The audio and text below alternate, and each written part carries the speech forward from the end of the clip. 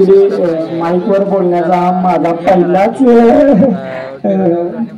आहे, त्यामुळे थोडंफार काही चुकलं वगैरे किंवा काही चुकीचे वगैरे शब्द गेले तर मला मी सुरुवातीलाच माफी मागतो. तुमच्यापेक्षा वयाने खूपच लहान आहे. सगळ्यात महत्वाचं म्हणजे असं मला वाटलं की यश म्हणजे आता या सिच्युएशनला असं मला वाटलं की परीक्षा वगैरे पास करणं सोपं असते आणि या सगळ्या गोष्टी सगळ्या हँडल करणं खूपच अवघड असते असं मला वाटतं.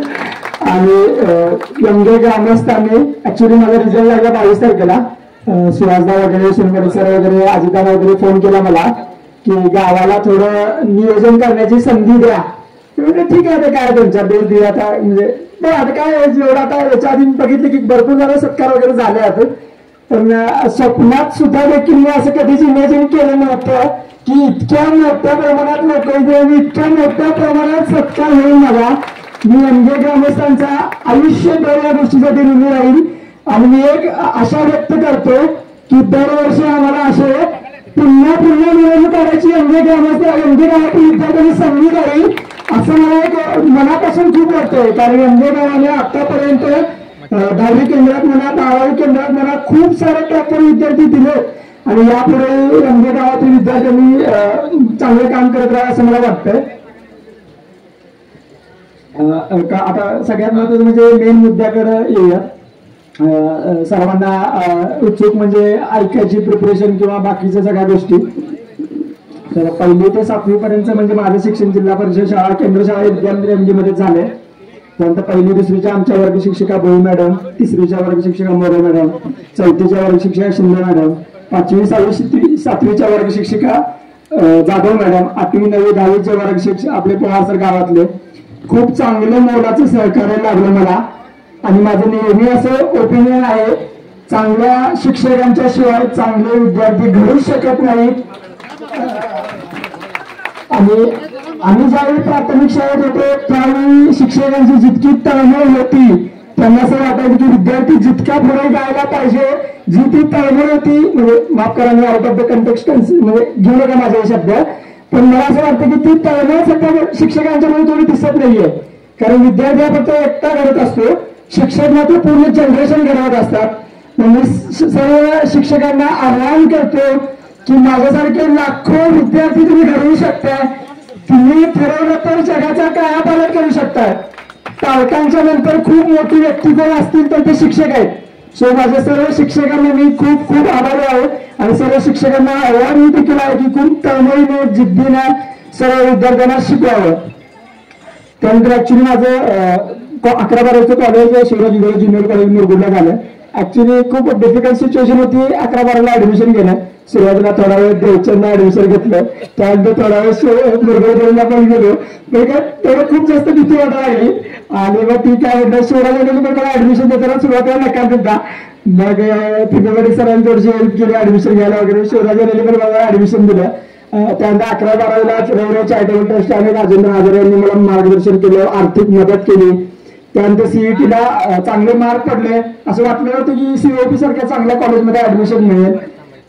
महत्वाचा मुद्दा हाच की सीओपी सारख्या नामांकित कॉलेजमध्येच हे एक्सपोजर भेटते.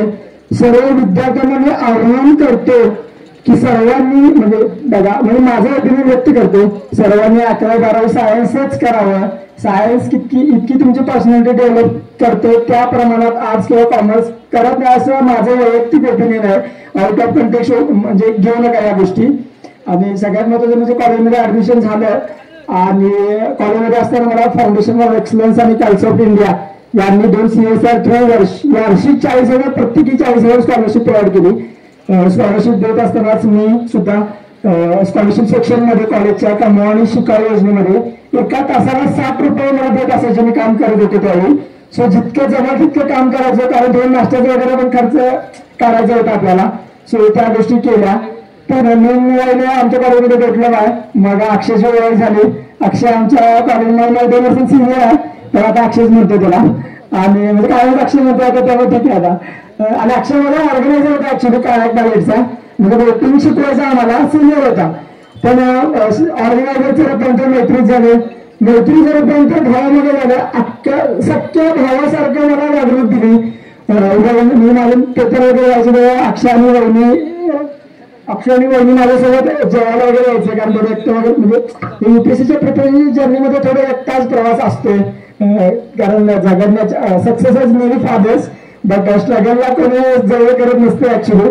सो माझं सगळ्यांना आव्हान हेच आहे की जे विद्यार्थी झगडत आहेत त्यांना समाजाने उचलून घेतलं पाहिजे. म्हणजे जसं म्हणजे भरपूर शिक्षकांनी काहीतरी आवाहन केलं असं मला वाटतं. म्हणजे कोणतरी मला ऍक्च्युली फोन केला होता, मला ते बाळावती मॅडम काहीतरी फोन केला होता माहित नाही. त्या म्हणाले की 7वी पर्यंत विद्यार्थी चांगला असतो किंवा 10वी पर्यंत विद्यार्थी चांगला असतो, पण त्या विद्यार्थ्याचं पुढे काय येतं हे शिक्षकांच्याकडे थोडंसं विसरून जातं असं म्हणजे त्यांनी व्यक्त केलं. मग मला शिक्षकांना एवढंच आव्हान आहे की मानसिक सपोर्ट म्हणा किंवा आर्थिक सपोर्ट म्हणा, जितक्या तुम्हाला जमेल तितक्या तुम्ही चांगल्या विद्यार्थ्यांना करा. तर शेवटी विद्यार्थी घडला तर समाज घडतो, समाज घडला तर देश सुधारतो. आता कमी कमी युपीएससी प्रिपरेशन म्हणजे युपीएससी करायचं 2017-18 मध्ये सीओपी मध्ये एकाच वर्षी 15 विद्यार्थ्यांचं युपीएससीच्या फायनल लिस्ट मध्ये सिलेक्शन झालं. मग मला असं वाटलं की आपल्याकडे गावाकडून आलेले पोरं आहेत, माझ्यासारखेच पर्सेंटेज वगैरे घेतलेले आहेत, माझ्यापेक्षा काहींचा CGPA कमी पण होता. मग थोडं असं वाटलं की आपण पण तयार करू शकतो. लहानपणापासून थोडं प्रशासकीय अधिकारी व्हायची अशी इच्छा होती, पण युपीएससी वगैरे करायचं हे नक्की माझ्या कॉलेजमध्ये म्हणजे सीओपी मध्ये असताना 3rd इयर 4th इयरलाच ठरलं. सो मग त्यावेळी थोडे एनसीईआरटी वगैरे वाचायला चालू केल्या. गावाकडच्या मुलांना थोडं असं वाटत असतं की थोडं इंग्लिश वगैरे वीक आहे. माझं 10वी पर्यंत शिक्षण मराठी मीडियम मधूनच झालंय आणि याचा मला सार्थ अभिमान वाटते. आणि महाराष्ट्र शासनाने मराठीच्या उद्धारासाठी अजून चांगली चांगली पावलं घेतली पाहिजे असं मला नक्की आणि खूप मनापासून तळमळून वाटतं. आणि शासनाने जिल्हा परिषदच्या शाळांचं सशक्तीकरण करायला पण पाहिजे असंही मला वाटतं, कारण सध्याची जिल्हा परिषदेच्या शाळांची परिस्थिती फक्त आमच्या 2-2 तुकड्या असायच्या, आमच्या आधी 3-4 तुकड्या असायच्या. अभ्यासात त्या एक पण म्हणजे तुकडी भरत नाही की विद्यार्थी जिल्हा परिषद शाळामध्ये राहतात. सो माझं सर्व पालकांना एक आव्हान असेल, जितक्या तळमळीनं जिल्हा परिषद शाळेचे शिक्षक शिकवतात तितक्या तळमळीने इथं हायस्कूल किंवा कॉलेजचे शिक्षक शिकवतात. म्हणजे हे माझं पर्सनल ओपिनियन आहे. कुणी कॉर्पोरेट वगैरे एज्युकेशन मॅन्युअल वगैरे माझा आउट ऑफ कंटेंट घेऊन नाही तर आज शोधात येतील सगळेजण. सो असं वाटतं की तितक्या तळमळीनं तितक्या जिद्दीनं जिल्हा परिषदेच्या शाळांच्या शिक्षणाशिवाय इतर कोणते शिक्षक शिकवतात असं मला वैयक्तिक वाटत नाही. सो मला असं वाटतं की त्यांचं सशक्तीकरण झालं पाहिजे. एप्रिल त्यानंतर लॉकडाऊन मध्ये पोस्टामध्ये जॉब केला पोस्टमन म्हणून गंगापूर ब्रांच ऑफिसला गारगोळ सब डिव्हिजनच्या अंडर. थोडं ऍक्च्युली काय झालं, माझ्या पोस्ट मास्तरनी थोडंसं पैशांचा आर्थिक गडबड केली आणि त्यानंतर थोडासा इश्यू झाला. त्या मी थोडं सुरुवातीला जॉईन केलं होतं, पहिलेच ऍक्च्युली नोकरी होती माझी आणि कसं हँडल करायचं काय माहित होतं मला. त्यावेळी गारगोळ सब डिव्हिजनचे मेलो राऊत सर यांनी मला जरा मदत केली की कसं हँडल करायला पाहिजे गोष्टी. त्यानंतर एप्रिल 2021 मध्ये युपीएससी साठी क्लास जॉईन करायचा माझा निर्णय होता. क्लास जॉईन करण्याचा माझा मेन हेतू हाच होता की आयुष्यामध्ये 2-3 वर्ष प्रिपरेशन केल्यानंतर असं रिग्रेट नाही झालं पाहिजे की यार क्लास लावला असता बरं झालं असतं, थोडं चांगलं प्रिपरेशन करू शकलो असतो. सो समजा तुमची फायनान्शियल स्टेबिलिटी असेल घरची, माझे थोडा बॅकअप असेल, जसा माझ्यासाठी माझा भाऊ होता किंवा अक्षय होता आणि वहिनी होते, तसं तुमच्यासाठी 1-2 गोष्टी 1-2 लोक असायला पाहिजेत ज्यांना तुमच्यापेक्षा तुमच्यामध्ये जास्त विश्वास असेल की या काहीतरी करून दाखवू शकतो. या दृष्टिकोनातून मी 2021 मध्ये दिल्लीला गेलो. 2021 मध्ये दिल्लीला गेलो. त्यानंतर दिल्लीमध्ये नेक्स्ट आयएस नावाचा क्लास जॉईन केला. 1 वर्ष फाउंडेशन बॅच केली तिथली. 2022 मध्ये पहिला अटेम्प्ट दिला, पण पहिली प्री काय क्लिअर झाली नाही. पण ठीक आहे, पहिले ते असते ना की आणि माझं नेहमी ओपिनियन असतं की आवडच्या पोरांना जरा 3-4 अटेम्प्ट लागतात प्रिपरेशन करायसाठी. सो पुन्हा त्या पिरियडमध्ये 6 महिने दिल्लीमध्येच राहिलो. दिल्लीमध्येची परिस्थिती म्हणजे खूप खराब परिस्थिती ऍक्च्युली. खूप जास्त गरमी आणि खूप जास्त थंडी. ऍक्च्युली लाईट बिल येऊ नये म्हणून आम्ही एसी लावायचं नाही, कारण अरविंद केजरीवालच्या कृपेने आम्हाला 200-300 युनिट फ्री इलेक्ट्रिसिटी मिळायची. सो 300पेक्षा जास्त युनिट झालं की खूप जास्त बिल यायचं, तर आम्ही एसी लावायचं नाही. सो मग ते थोडं झालं. त्यानंतर मग थोडं त्या मीनवाल त्या काळामध्ये थोडंसं मेन्सची प्रिपरेशन केली. माझा जो मित्र जय पाटील यांचे आजोबा बीटी पाटील सर यांचे विद्यार्थी अजित शहा यांनी मला क्लास लावण्यासाठी 2,35,000 रुपये रोख रक्कम माझ्या अकाउंटमध्ये एका कॉलवर जमा केली आणि त्यांनी माझ्याकडे कोणतंही आश्वासन घेतलं नाही की हे परत करायला पाहिजे किंवा काही करायला पाहिजे. मी अजित शहा सरांचा मनापासून खूप खूप आभार आहे. अजितशहा साहेब नसते किंवा बेटी पाटील साहेब नसते तर आज बेदोरणे असता, पण IPS बेदोरणे असला नसता असं मला वैयक्तिक वाटतंय. त्यानंतर 2023 मध्ये मी पुण्यातल्या ज्ञान प्रबोधिनीमध्ये ऍडमिशन घ्यायचा विचार केला. बरेचसे माझे सिनियर तिथे अभ्यास करत होते, म्हणजे आशिष पाटील म्हणा, प्रतीक फाळके म्हणा, प्रांजल म्हणा, सॅम म्हणा, सौर्या म्हणा, सौरभ देशपांडे म्हणा, हे सगळे प्रिपरेशन करत होते. मग ऍक्च्युली प्रांजलला आशिष पाटील वगैरे बोलल्यानंतर, फाळकेला वगैरे बोलल्यानंतर असं वाटतं की पुण्यामध्ये ज्ञान प्रबोधन इतकं UPSCचं प्रिपरेशन करण्यासाठी कुठे चांगलं एन्व्हायरमेंट नाही आहे. मग थोडं ज्ञान प्रबोधनमध्ये म्हणजे ज्ञान प्रबोधनमध्ये ऍक्च्युली ऍडमिशन मिळवणं म्हणजे खूप टफ जॉब आहे.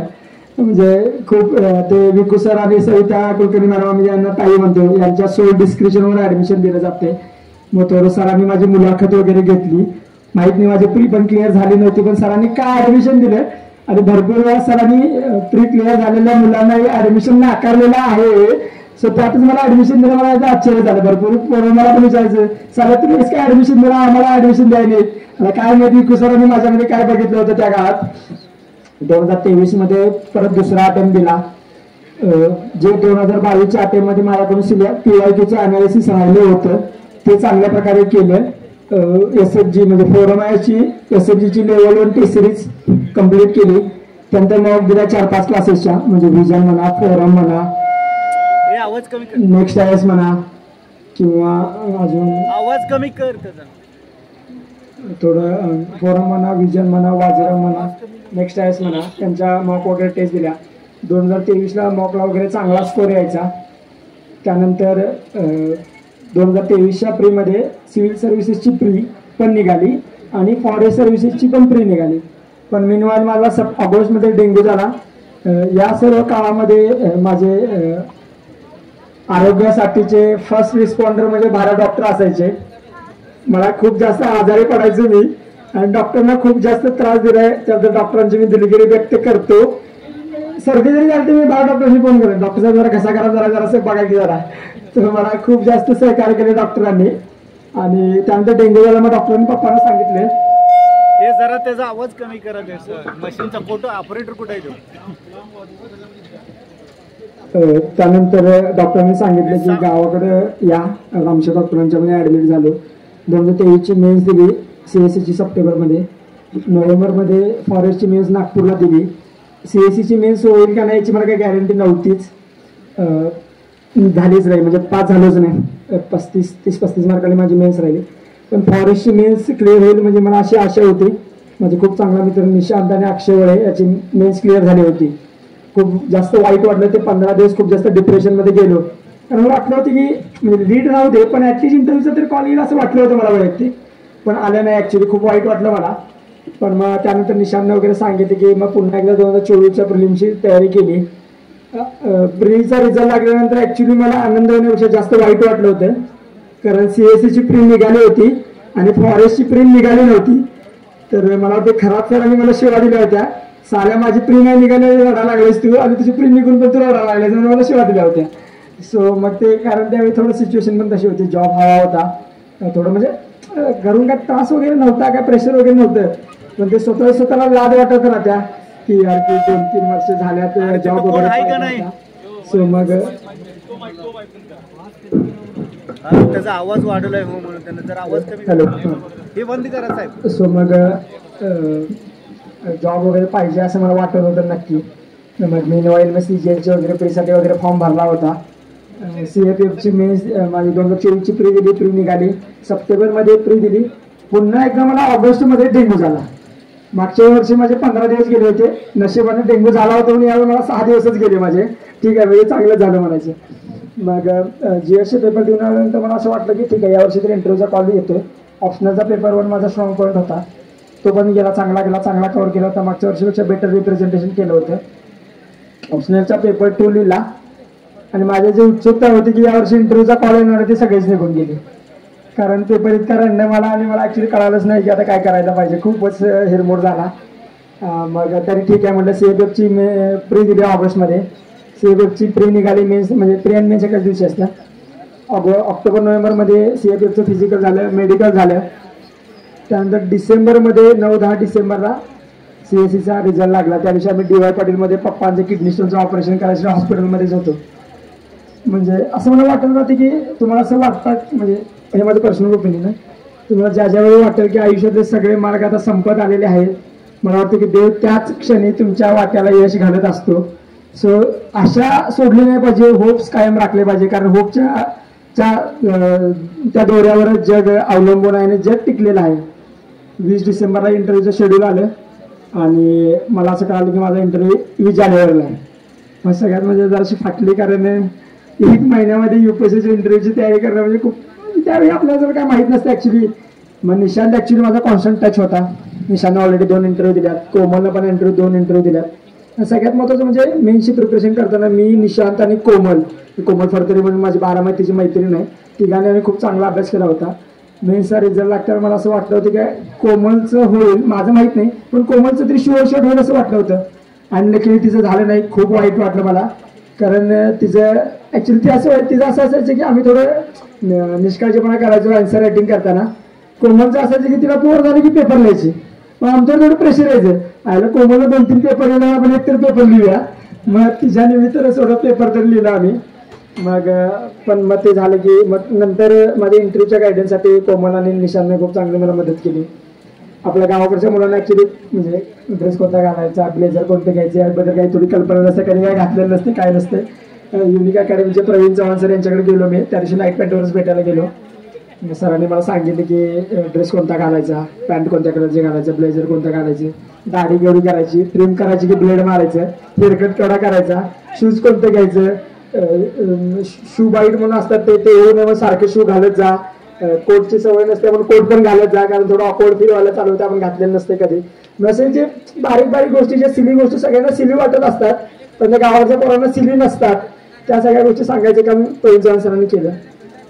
मग 5-6 जानेवारीला वडिलांचं ऑपरेशन झालं ॲक्च्युली. मग पप्पांना ऑपरेशन थिएटरमधून बाहेर काढल्यानंतर मगदूम हॉस्पिटल कोल्हापूरमध्ये ऑपरेशन झालं. पप्पांना ICU मध्ये ठेवून मी त्या दिवशी दाजी आणि दिदी वगैरे हॉस्पिटलमध्ये मी दिल्लीला गेलो, पुण्यामध्ये मॉक दिला, दिल्लीला गेलो, दिल्लीमध्ये 4-5 मॉक दिले. 20 जानेवारीला माझा इंटरव्ह्यू होता. ॲक्च्युली इंटरव्ह्यूच्या त्या प्रिपरेशनमध्ये मी दिल्लीमध्ये माझा मित्र विलास मोरे याच्या रूमवर होता. सांगायला खूप अभिमान होते, खूप जास्त थंडी होती. स्वामी म्हणजे सुमित स्वामी म्हणा, तेजा म्हणा किंवा विलासनं इंटरव्ह्यू होईपर्यंत मला स्वतःचं ताट पण घासू नाही दिलं, का गार पाण्यात हात घालून आजारी पडशील. सो म्हणजे आयुष्याच्या चांगल्या वळणावर चांगले मित्र भेटत गेले. म्हणजे ही मला वाटतं की देवानं माझ्यासाठी दिलेली खूप चांगली देणगी होती. 20 जानेवारीला इंटरव्ह्यू माझा असे आफ्टरनून सेशनमध्ये होता. दिनेश दास सरांचा बोर्ड होता. मला ॲक्च्युली UPSCचं कसं आहे, 1 मिनिट नाही, मला वाटतं 1 मिनिट आधीच कळते तुम्हाला की बोर्ड कोणता आहे. गेलो, सरांनी मला माझ्या पोस्ट ऑफिसबद्दल थोडं क्वेश्चन विचारलं. एका बोर्ड मेंबरने मला POK बद्दल माझं तुझं ओपिनियन काय विचारलं. मी त्यावेळी सरांना सांगितलं की sir POK is integral part of India, critical for India integrity आणि सोव्हरेनिटी, म्हणजे पाक ऑक्युपाईड काश्मीर हा भारताचाच भाग आहे, मी त्यांना सांगितलं एकदम विश्वासाने, थोडं लो हाय पिचमध्ये. त्यानंतर एका बोर्ड मेंबरने मला विचारलं की तुझी म्हणजे माझी hobby, UPSC detail application form भरून घेताना हॉबी विचारत्या. सो मी हॉबी टाकली होती की शीप अँड गोट रिअरिंग यांची मी हॉबीज टाकली होती. सो ॲक्च्युली मला याच्यावर क्वेश्चन पण विचारले की शेळी दूध किती देत्या, शेळीचं दूध वाढवायला काय करायला पाहिजे. मी त्यांना सांगितलं की सानेन गोट ऑफ स्वित्झर्लंड जरा ते दुधाच्यासाठी खूप फेमस आहे, त्याच्यासाठी तिच्याशी आपण क्रॉस ब्रिडिंग वगैरे घडवून आणलं तर आपण मिल्क यील्ड वाढवू शकतो. मग मला त्यांनी क्वेश्चन विचारलं की मग डॉक्टर्स आज काय शेळीचे दूध काय रिकमेंड करू लागले. मग मी सरांना सांगितलं की जर शेळी वगैरे खूप साऱ्या मेडिसिनल प्लांटचा पाला खाते आणि तो जो मेडिसिनल कंटेंट असतो तो शेळीच्या दुधामध्ये उतरवतो, तो डायबिटिक पेशंटसाठी खूप चांगला असतो. मग मला वाटतं की हे आन्सर जरा सरांना जरा खूप ग्राउंड रियालिटीची जाणीव करून देत होते. इंटरव्ह्यू झाल्यानंतर ॲक्च्युली कसं होतं की बाकीच्या सगळ्या पोरांचा माझ्या आधी झालेल्या किंवा माझ्या आधीच्या दिवशी झालेल्या पोरांचा इंटरव्ह्यू 25-30 मिनिटं चालला आणि ॲक्च्युली मला 18-19 मिनिटांमध्ये हाकलून दिले. त्यानंतर मी निशांतला पहिला फोन केला की भाई काय फालतूपणा झाला आहे की मला 18-19 मिनिटांना हाकलून दिलं. मग निशांतनं माझी फर्स्ट रिॲक्शन कॅप्चर करून ठेवली होती. माझा इंटरव्ह्यू 20 जानेवारी होता, इंटरव्ह्यू 16-17 एप्रिलपर्यंत होती, म्हणजे 2-3 महिन्याचा कालावधी होता. त्या कालावधीमध्ये माझ्या सिलेक्शनची उत्सुकता सगळ्यांनी निघून गेली. म्हणजे ट्रान्सक्रिप्ट येत होत्या, मुलांना चांगले चालल्यात की काय इंटरव्ह्यू आपल्याला शेवटी कॉम्पिटेटिव्ह आहे, म्हणजे आपल्यापेक्षा समजा कोणतं चांगलं परफॉर्म करत असेल तर नक्कीच त्याचं सिलेक्शन झालं पाहिजे, होतंच. पण मग निशांत मला कायम सांगत असायचं की तुझी मी फर्स्ट रिॲक्शन कॅप्चर केले आणि तुझं होईल, पण मला तर काय शुअरिटी नव्हती. ॲक्च्युली पप्पांचं ऑपरेशन झालं होतं, थोडं चेंज ऑफ एन्व्हायरमेंट पाहिजे होतं. मग आम्ही डायलिसिस करायचं पप्पांचं असं थोडं खूप सारं नेफ्रोलॉजिस्टनं ओपिनियन दिलं होतं पप्पांचं, म्हणजे पप्पांची इच्छा नव्हती करायचं, आत्या वगैरेंची पण इच्छा नव्हती. मग आम्ही ठरवलं की बकऱ्यात जाऊया, थोडं चेंज ऑफ एन्व्हायरमेंट होतं. मग एक 4-5 दिवसासाठी बकऱ्यात गेलो होतो. 22 तारखेला ॲक्च्युली आमच्या मामांची म्हणजे आमच्या काकांची म्हणजे मावशीच्या आमच्या दिरांची म्हणजे मारुती कुटेंची बकरी कातरायला चालू होती. मी आणि माझा मावस भाऊ माळू कुटे गाडीवरनं गेलो आणि आमच्याकडे ॲक्च्युली जरा खानापूरला जायचं. मग 4 वाजता बकरी कातरायची म्हणजे बकरी कातरायला चालू होती आणि 4 वाजता सोडायची आणि खानापूरला जाऊन जरा साहित्य घेऊन यायचं ठरलं होतं. ॲक्च्युली UPSC आपला रिझल्ट 5 वाजता युजली डिक्लेअर करते आणि त्या दिवशी 2:30 वाजता माझा जो चांगला मित्र होता निशांत देशमुख त्याचाच पुन्हा फोन आला की भाई तुझं सिलेक्शन झालंय आणि 551 रँक आला. त्यानंतर थोड्या मिनिटासाठी जे ते सगळ्या विद्यार्थ्यांच्या सोबत होते थोड्या 2-3 मिनिटासाठी आनंदाश्रू येत गेले. रिअलाइज नाही झालं की ॲक्च्युली जे स्वप्न पाहिलं होते ते सत्यावर उतरवते. पण ती खूप चांगली फिलिंग असते की म्हणजे सक्सेस म्हणजे काय, ॲक्च्युली सक्सेस काय असते. पण ते म्हणजे ती मानसिक स्थिती असते ज्याच्यामुळे तेव्हा समाधान वाटत असते. सक्सेस फक्त म्हणजे UPSC मध्ये सिलेक्शन हेच सक्सेस नाही आहे, पण कोणत्या क्रीडा क्षेत्रामध्ये अतुल्य कामगिरी करणं, म्युझिक, संगीत, डान्स या सगळ्या स्विमिंग कोणत्याही क्षेत्रामध्ये तुम्ही चांगली कामगिरी करणं, सर्वोच्च पदावर पोहोचणं हे म्हणजे सक्सेस आहे. फक्त अभ्यासात हुशार असणंच म्हणजे सक्सेस नाही असं मला वाटलं. मग त्यानंतर खूप जास्त फोन येऊ लागले. एका दिवशी 2-2 हजार फोनचा मिस कॉल घडू लागला. सगळे खूप म्हणजे मला जितके पॉसिबल होते तितके मी फोन अटेंड केले. ज्यांचे फोन अटेंड नाही झाले किंवा ज्यांना मी परत नाही कॉल केले त्यांची मी खूप दिलगिरी व्यक्त करतो. त्यानंतर खूप साऱ्या TV मीडियाला मी बाईट वगैरे दिले, खूप सारे YouTube चॅनलला बाईट वगैरे दिले. म्हणजे ॲक्च्युली मी त्या दिवशी बकऱ्यात होतो, त्यानंतर TV मीडियाला बकऱ्यात आले. सांगायचा उद्देश हाच म्हणजे to clear the some things किंवा टू क्लिअर द एअर म्हणजे काही थोडं मिसकन्सेप्शन स्प्रेड झालं. ज्या दिवशीपासून मी माझी प्रिपरेशन चालू केली एप्रिल 2021 पासून त्या दिवशी मी कधीही 1 किंवा 2 महिने बकरी राखायला गेलेलो नाहीये. फुल टाइम UPSCची प्रिपरेशन पुणे किंवा दिल्लीमध्ये राहूनच केलेली आहे. गावी आलो तरी मी खूप 1 किंवा 2-3 दिवस राहायचो. त्यामुळे मला सारखं विचारायचं 2-3 दिवस झाले की मुलगा अजून किती झाले राहणार गावात जा की गप लवकर. तर टप्प्या वगैरे पण असायची. त्यामुळे ते असंच की आणि सगळ्यात महत्त्वाचं म्हणजे आमच्या मंडळाचे पोरं खूप भारी आहेत. खूप म्हणजे मंडळ खूप लहान आहे आमचं तरुण मंडळ, पण एकदम जीवाभावाला साथ देणारी पोरं आहेत. आजीबाच्या घरात काय रात्री जेवण झालं की टाइमपास करत बसायचं. आजीबाचं घर म्हणजे आमच्या मंडळाचं घर असं झालं ऍक्च्युली. आणि मग तसं झालं आणि हे म्हणजे सांगायचे उद्देश फुल टाइम कधी मी म्हणजे फुल टाइम बकरी टाकलेली नाही आहे. फुल टाइम UPSCची प्रिपरेशन केलेलं आहे. प्रिपरेशन करण्यामागे म्हणजे 10वीला 96% मार्क आहेत, 12वीला 91% मार्क पडलेले आहेत. UPSCच्या प्रिपरेशनचा अभ्यास म्हणजे रेग्युलर 6 ते 8 तास अभ्यास व्हायचा माझा रेग्युलरली. माझं नेहमी फोकस असायची की म्हणजे एका दिवशी 10 तास वगैरे किंवा 15 तास वगैरे म्हणजे टू बी ऑनेस्ट 15 तास किंवा 16 तास कधीच अभ्यास केला नाहीये मी, हे ठामपणाने सांगतो. आणि याची सत्यता जर तुम्हाला पडताळून पाहिजे असेल तर माझ्या कोणत्याही लायब्ररीच्या मित्राला विचारू शकताय तुम्ही माझ्या माघारी. सो त्यानंतर अभ्यास करण्यासाठी एक चांगलं ॲप शोधून काढलं होतं माझ्या मित्रांना आदित्य नवाळेनं. YPT म्हणून एक प्ले स्टोरवर ॲप आहे. तळेकर वगैरे आम्ही सगळ्यांनी एक 10-15 लोकांचा ग्रुप बनवला होता आणि अभ्यासाला बसलं की ते YPT चालू करायचो. म्हणजे ते आपलं बाकीचे ॲप वापरू देत नव्हते आम्हाला, मग टाइमपास व्हायचा नाही मोबाईलवर.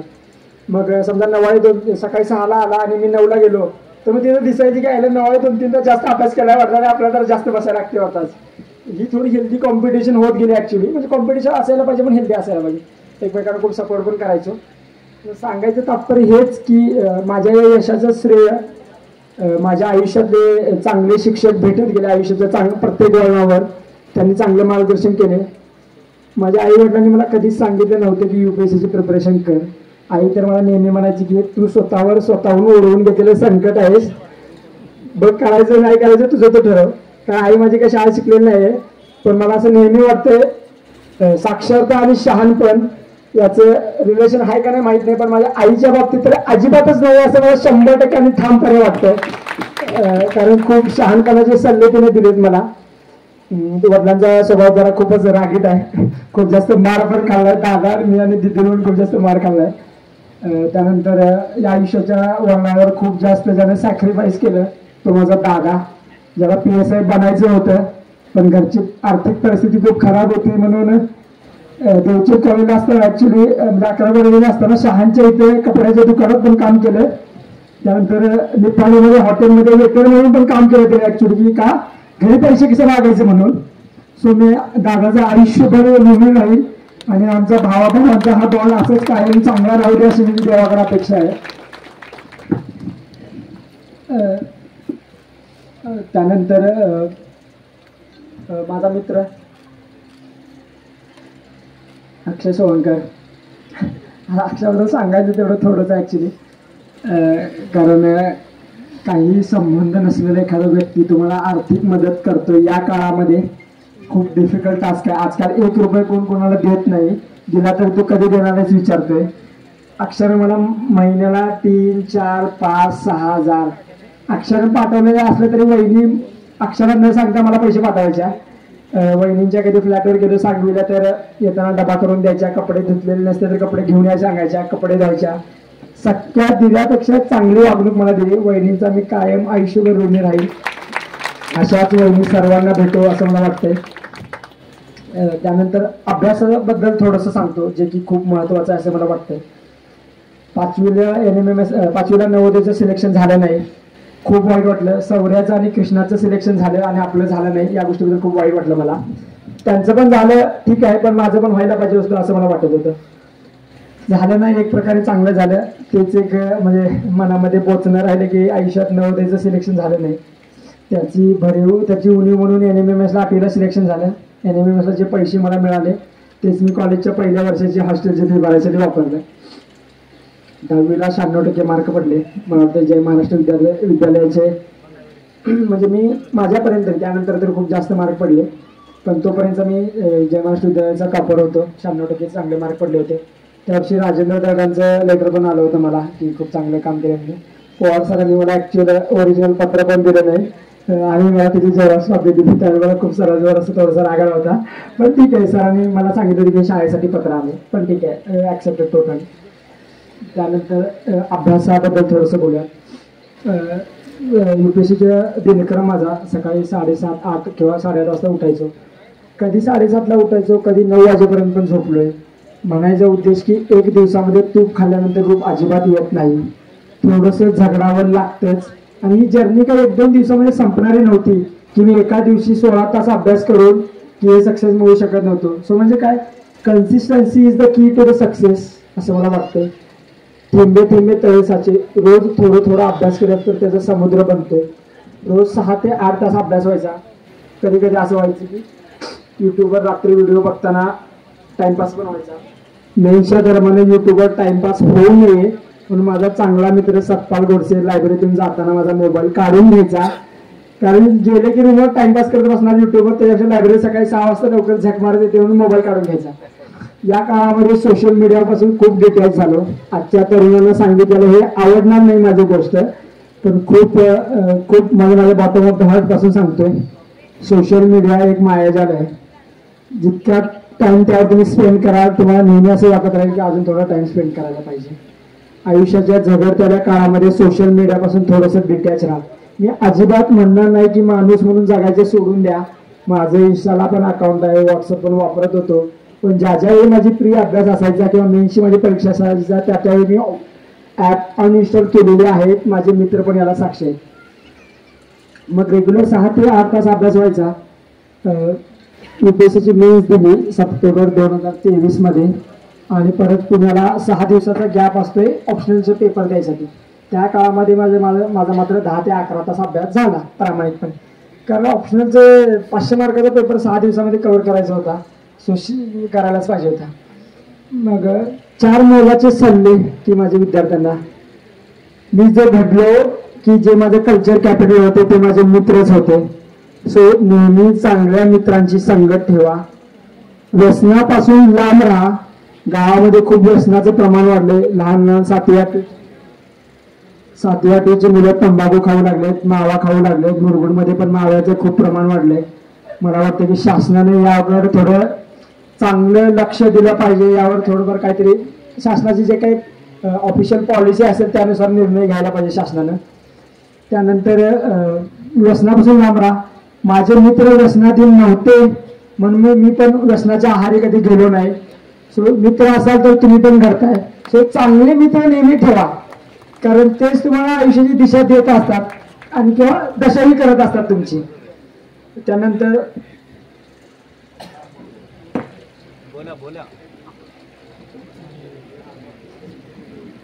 आता जे विद्यार्थी UPSCची प्रिपरेशन करत आहेत सध्या, त्या विद्यार्थ्यांसाठी ज्यांनी 2दा 3दा प्री दिल्या पण प्री निघत नाहीये, अशा विद्यार्थ्यांसाठी तुमचं काय चुकतं तपासून पहा. PYQचं थोडा अनालिसिस करा. 1 वर्ष गॅप हवा असेल तर 1 वर्ष गॅप घ्या. 2 अटेम्प्ट दिल्यानंतर स्वतःची लायकी समजत्या की आपण क्रॅक करू शकतो का नाही. त्या लायकीनुसार तुम्ही स्वतः, मी थोडं खूप स्ट्रॉंग वर्ड्स वापरतोय पण ठीक आहे, ही माझी जबाबदारी आहे. कारण पुण्यामध्ये प्रिपरेशन करणाऱ्या विद्यार्थ्यांची, म्हणजे मी जेव्हा ॲस्पायरंट असतो त्यावेळी सगळ्यांना असं वाटायचं असतं की सद्यस्थितीची परिस्थिती कोणी जाणीव करून देत नाही. खूप लोंढेच्या लोंढे पुण्यामध्ये UPSC किंवा MPSCची प्रिपरेशन करण्यासाठी येत आहेत, खास करून मराठवाडा किंवा विदर्भ भागातले. त्या सगळ्या विद्यार्थ्यांना मी एकच सांगू शकतो की घरच्या परिस्थितीची जाणीव असू दे. 1-2 अटेम्प्ट नंतर होत नसेल तर सोडून द्या. काही कमीपणा नाहीये. खाईन तर तुपाशी नाही तर उपाशी असं अजिबात राहू नका. घरची आर्थिक परिस्थिती याची जाणीव राहू दे. जर कोणी फायनान्शियल असेल मग करण्यात काही अर्थ नाही. आणि जे लहान विद्यार्थी आहेत माझे बांधव, 7वी 8वी आहेत किंवा 11वी 12वी आहेत, त्यांना एवढं सांगेल की 11वी 12वीला चांगल्या कॉलेजमध्ये ॲडमिशन मिळवण्यासाठी प्रयत्न करा. करिअर काय करायचं याबद्दल असं काहीही डिस्कशन करू नका. सो आणि पालकांना एक सांगायचं, म्हणजे आता खूप अवघड आहे पालकांना सांगायचं. पालकांच्या पण काही इच्छा अपेक्षा असतात, तर माझं असं नेहमी म्हणणं असतं की त्यांनी त्या विद्यार्थ्यांच्यावर लादायला नाही पाहिजे. त्यासाठी प्रयत्न करायला पाहिजे, पण विद्यार्थ्याला मुभा दिली पाहिजे की त्याला कोणतं करिअर करायचं त्याबद्दल संधी दिली पाहिजे. विद्यार्थ्याला JEE किंवा मेन्स करायचं नसते, नीट करायचं नसते, पण पालक लातूरला कोट्याला घालवतात. काय पॉईंट नाहीये. विद्यार्थ्याला जे करायचं ते करू द्या. आपल्या इकडंच इंजिनिअरिंग आणि मेडिकलची क्रेज आहे. नॉर्थमध्ये DU सारख्या JNU सारख्या इन्स्टिट्यूटमध्ये ह्युमॅनिटीचा कोर्स करण्यामध्ये खूप क्रेज आहे. स्टीफन्सला, लेडी श्रीरामला ऍडमिशन मिळवणं म्हणजे खूप कठीण आहे. मी म्हणेन की इंजिनिअरिंगला ऍडमिशन मिळवणं सोपं आहे. DU मध्ये ऍडमिशन किंवा JNU मध्ये ऍडमिशन मिळवणं खूप अवघड आहे. सो गावाकडचे विद्यार्थी गावाकडे BA किंवा BCom करण्यापेक्षा DU JNU मध्ये जाऊन BCom BA करा. नक्कीच एक व्यक्ती म्हणून तयार होत्या. आणि UPSC मध्ये सक्सेस मिळवणं चांगलं आहे. UPSC मध्ये अपलोड झाला त्याच्यापेक्षा चांगला आहे, कारण UPSC तुम्हाला एक चांगला नागरिक म्हणून नक्कीच घडवते. हे माझं वैयक्तिक ओपिनियन आहे. सो माझं मनापासून सगळ्या कंडिशनचा विचार करता मी म्हणेन की तुम्ही आयुष्यात कधी ना कधी एखाद दुसरा अटेम्प्ट UPSCचा द्यावा, असं माझं वैयक्तिक मत आहे. पण बाकीच्या गोष्टींचा सारासार तुम्ही अभ्यास करा असं मला वाटतं. आता कमिंग टू द कन्क्लुजन, की सगळ्यात महत्त्वाचं की ह्या सिच्युएशनला कसं रिॲक्ट करायचं ॲक्च्युली अजिबात समजत नाही आहे. महाराष्ट्रावर खूप जास्त व्हायरल रील्स होऊ लागले. प्रसारमाध्यमांना खूप जास्त उचलून पण धरलेलं आहे. समजा माझ्या माध्यमातून काही चुकीचे शब्द गेलेले असतील, समजा मी काही स्टेटमेंट केलेले असेल तर त्याच्या मागचं इंटेन्शन समजून घ्या असं मला म्हणायचं आहे. म्हणजे काय केव्हा की खूप वेळा बघितलं की मागचा हेतू वेगळाच असतो आणि स्टेटमेंट फक्त व्हायरल होतात. सो माझं कळकळीची विनंती आहे की खूप साधा माणूस आहे मी, मला साधेच राहू द्या, कारण साधेपणातच खूप श्रीमंती आहे असं मला नक्की नेहमी वाटत राहतंय. आणि सगळ्यात महत्त्वाचं म्हणजे शेतकऱ्यांच्या विद्यार्थ्यांसाठी, कारण मी पण शेती केलेलं आहे, खूप तळमळीने शेती केली आहे. पप्पांना खूप वेळा रागावून पण शेती केलेलं आहे, खूप वेळा पाणी पण पाजलेलं आहे शेतात. आई वडील शेतात जातात, तुम्ही टाइमपास करत घरात युट्यूबवर इंस्टावर रील बघत बसताय. ऍक्च्युली खूप चुकीची गोष्ट आहे. 40-50 वर्षाचे तुमचे आई वडील शेतात राबतात आणि तुम्ही दिवसभर झोपताय. या गोष्टीकडे थोडं तुम्ही सेल्फ रिफ्लेक्ट करा. शेतामध्ये काम करायला अजिबात लाजू नका. मला वाटतं रणजित भाटने मला एक गोष्ट सांगितली, त्यांच्यामध्ये थोडं डिस्कशन काहीतरी चालू होतं. रणजिता मला वाटतं थोडं याबद्दल कल्पना असेल. सो कोणतेही काम लहान नसतं ॲक्च्युली. म्हणजे समजा माझं UPSC मध्ये सक्सेस झालं नसतं तर मी कॉलेज ऑफ इंजिनिअरिंग पुणेमधून BTech केलेलं आहे, लक्षात ठेवा. आयुष्यामध्ये अपयश म्हणजे काय की UPSC मध्ये सक्सेस झालं नसतं तर सिव्हिल इंजिनिअरिंगच्या आधारे एखादा स्वतःचा कन्स्ट्रक्शन बिझनेस किंवा स्वतःची कन्स्ट्रक्शन लाईन चालू करू शकलो असतो. त्यामधून महिन्याला 30-40 हजार तर मिळू शकलो असतो. सो 30-40 मध्ये आई वडिलांची काळजी घेऊ शकलो असतो, स्वतःचं पोट भरू शकलो असतो. सो प्लॅन बी असू दे तुमच्यासोबत, कारण प्लॅन हे नेहमी सक्सेसफुल होईल असंच माहीत नाही. आणि सगळ्यात महत्त्वाचं म्हणजे आयुष्यामध्ये 4 थोर व्यक्ती ज्यांच्यावरून खूप मोठा इन्स्पायर झालो. एक मध्ये महाराष्ट्राच्या आराध्य दैवत राजा शिव छत्रपती यांची दूरदृष्टी म्हणा किंवा त्यांचे विचार म्हणा, आयुष्यामध्ये अडचणीच्या वेळी कसं एस्केप झालं पाहिजे आणि अंगावर आला तर कसं शिद्धार घेतलं पाहिजे, या गोष्टी महाराजांनी शिकवल्या. त्यानंतर कोल्हापूरचे राजे शाहू महाराज, कोल्हापूरच्या जडणघडणीमध्ये खूप मोलाचा वाटा आहे. बहुजन समाजाच्या विद्यार्थ्यांसाठी त्यांनी खूप मोलाचं काम केलंय. त्यानंतर महात्मा फुले विद्यार्थिनींच्या शिक्षणासाठी, किंवा मी म्हणेन की फादर ऑफ एज्युकेशन असं म्हणेन मी. त्यानंतर संविधानाचे शिल्पकार डॉक्टर बाबासाहेब आंबेडकर. मला असं वाटतं की कोणत्याही समाजापुरते या थोर व्यक्तींना मर्यादित ठेवू नका. सगळ्यांचे विचार, सगळ्यांचे आचार लक्षात घेतले पाहिजेत. लोकांना काय झालं, म्हणजे माझं खूप ओपिनियन आहे, तुम्हाला राग आला तर चालेल, माझे खूप जास्त मित्र SC कॅटेगरीमधील आहेत. मी करतोय स्टेटमेंट, याची मी फुल जबाबदारी पण घेतोय. SC कॅटेगरीतील माझे मित्र बाबासाहेबांचं पुस्तक वाचलं नसेल, पण बाबासाहेबांचं खूप जास्त स्टेटस किंवा सॉंग तयार करतात. ऍक्च्युली बाबासाहेब फोटोमध्ये किंवा सॉंग मध्ये नाही आहेत, बाबासाहेब पुस्तकामध्ये आहेत. पुस्तकं वाचा तुम्ही, त्याशिवाय समाजाचा उद्धार कसा करणार आहे तुम्ही. एक बाबासाहेब घडले, त्यानंतर बाबासाहेब घडलेच नाहीत. आता 100 बाबासाहेब घडायला पाहिजे होते, पण नाही घडले. काय त्याला जाऊन आपणच आहे. बाबासाहेबांना एका समाजापुरतं मर्यादित ठेवलं. त्यांचे आचार विचार सगळ्या आकलनात घ्या. समाजामध्ये आरक्षणाचा फायदा दिला, अफर्मेटिव्ह ऍक्शन का दिला, कारण सगळी स्टार्टिंग लाईन सेम नाहीये. सगळ्यांना स्टार्टिंग लाईन सेम यासाठी आरक्षणाचा फायदा दिलाय, पण फायदा कोणच दिसत नाही. ज्यांनी फायदा घेते तेच फायदा घेते. माझे महाराष्ट्राचे जे मित्र आहेत ते फायदाच घेते. गावाकडे व्यसनाधीन झालेले आहेत, 11-12 टाइमपास करायला लागलेत.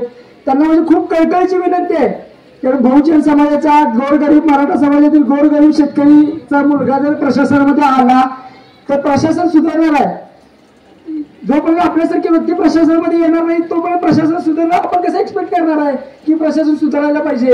आपल्यासारखी व्यक्ती गेले तरच सुधारणार आहे ना. तुम्ही बाहेर राहून जर अपेक्षा करत असाल तर कसं अपेक्षित आहे ते. तुम्ही सिस्टममध्ये आलं पाहिजे, तुम्ही निर्णय क्षमता तुमच्यामध्ये हातामध्ये आली पाहिजे ती. सो माझं सर्व बहुजन समाजातील सर्व विद्यार्थ्यांना आव्हान हेच आहे, तुम्ही प्रशासनामध्ये आलं पाहिजे, निर्णय क्षमतेमध्ये हस्तक्षेप केला पाहिजे.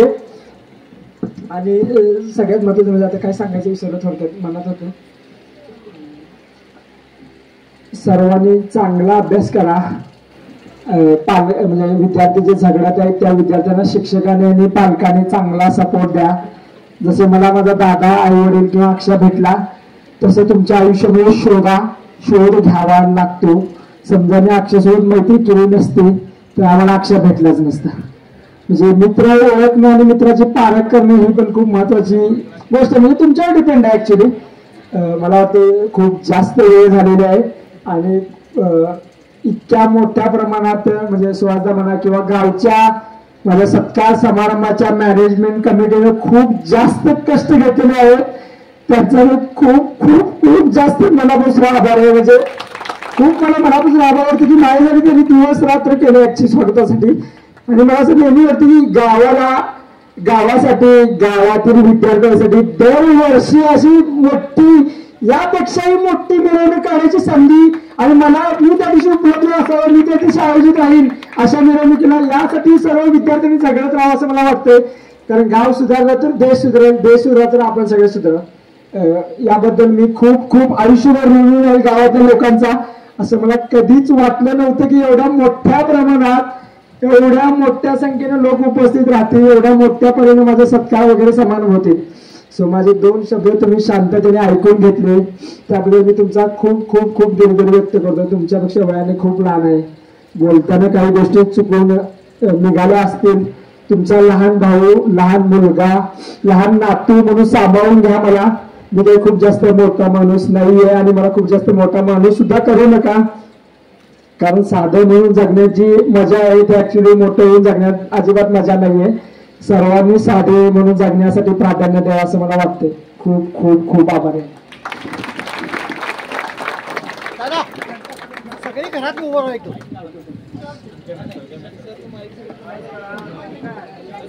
दादा सगळी घरात उभं राहा. जरा पुढे स्टेज मागे जाऊ दे. प्रथम RS पवार सर, सहाय्यक संचालक भारतीय पोलीस सेवा कक्ष. खूप जास्त गर्दी आहे, सर्वांना सत्कार करायचे आहे. सर्वांचे सत्कार स्वीकारूयात, अजिबात गडबड करू नका. मी खूप एक्सट्रोवर्ट आहे, मला लोकांशी बोलायला खूप आवडते. त्यामुळे म्हणजे मी ट्राय करतो की खूप लोकांचे फोन अटेंड करायचं, पण मला जमत नाही. नक्की सगळ्यांना भेटणार आहे, नक्की सगळ्यांच्या शुभेच्छा मला हव्या आहेत. कारण आयुष्यामध्ये खूप पुढे जायचं आहे, तुमच्या आशीर्वादानेच पुढे जाणार आहे. सत्कार मूर्ती जे आहेत, सत्कार मूर्ती सर्व स्वीकार करणार आहे. सर्वांच्या नाश्त्याची सोय केलेली आहे, त्यांनी नाश्ता घ्यायचा. त्याचबरोबर ज्यांची नाव जातील त्यांनी स्टेजवर जायचं. प्रथम RS पवार सर, सहाय्यक संचालक भारतीय पोलीस सेवा कक्ष. सर्वांना मी विनंती करतो की आपण प्रथम आपला सत्कार करून घ्यायचा आहे.